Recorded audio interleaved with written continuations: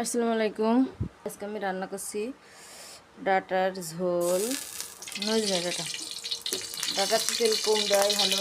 এমনি আপনারা চেষ্টা করবেন তেল কম খাওয়া, বিশেষ করে সয়াবিন তেল।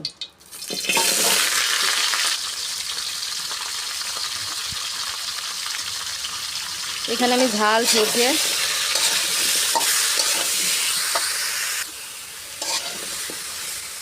জিরে, পেঁয়াজ, রসুন একসঙ্গে বেটে দিয়ে দিয়েছি।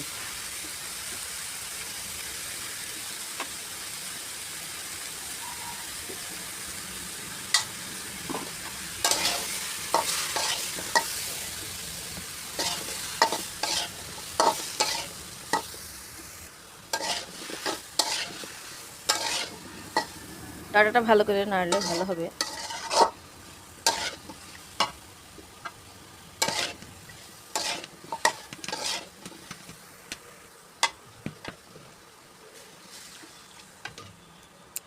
ডাটাটা এইভাবে সবুজ সবুজ রং আসলে পানি দেবেন, তাহলে ডাটাটা দেখতে ভালো লাগবে।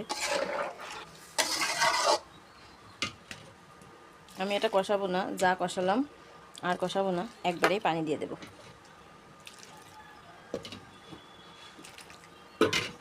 বেশি পানি দিলেও ডাটা খেতে ভালো লাগবে না, আপনারা পরিমাণ মতো দেবেন।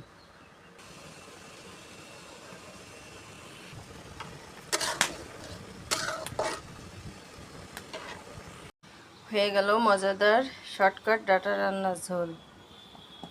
রেসিপিটা ভালো লাগলে সাবস্ক্রাইব করে পাশে থাকেন। আল্লাহ হাফেজ।